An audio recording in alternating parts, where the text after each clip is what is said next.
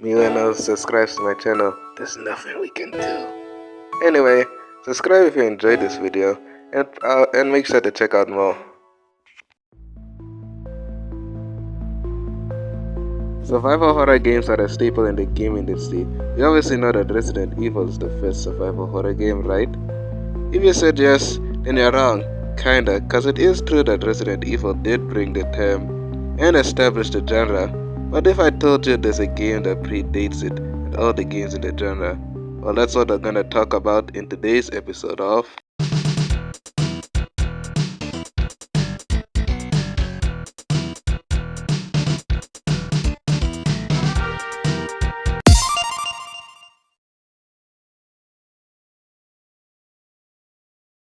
Malcolm Evans, a former aircraft designer and microprocessor scientist at Sperry Gyroscope in Bristol, UK, received the ZX81 from his wife on his 37th birthday. I wish I had a girl that could give me a PC. Anyway, he tested it out by programming a game, and with the help of game publisher J.K. Gray, he added features such as a T-Rex and a maze. The game used 6 types of pseudographics to incorporate color gray in the mostly black and white game, and its 3D engine allowed for random maze generation, impressive feats for the ZX81, which had its limitations. After Malcolm finished the game, his friends convinced him to sell it as a product, so he agreed and got help from J.K. Gray to publish it. But how was the gameplay though? Well, let's talk about that.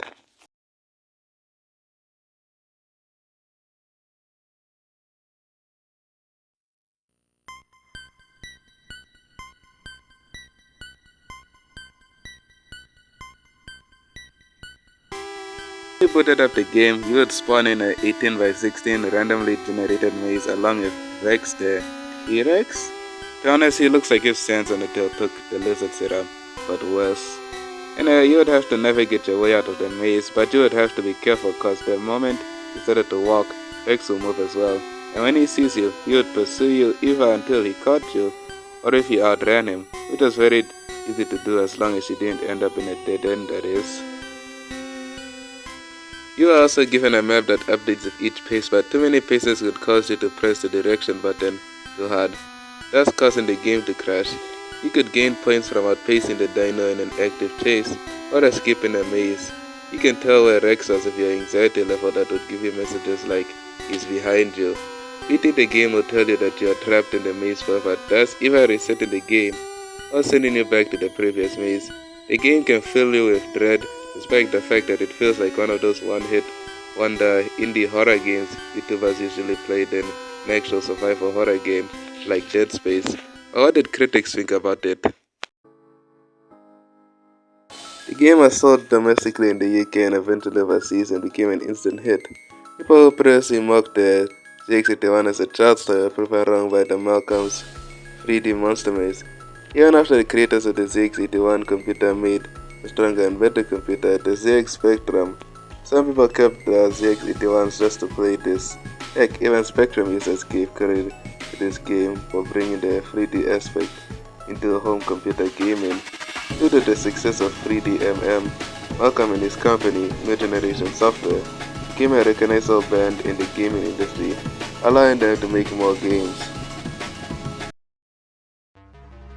Although it lacks iconic features of its genre such as resource management, weapon combat, and other mechanics that puts the survival in survival horror, it still won't change the fact that 3D is a revolutionary game and is considered by some, if not most people, as the first survival horror game.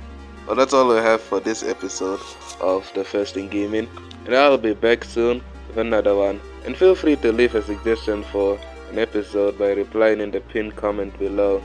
Anyway, later nerds.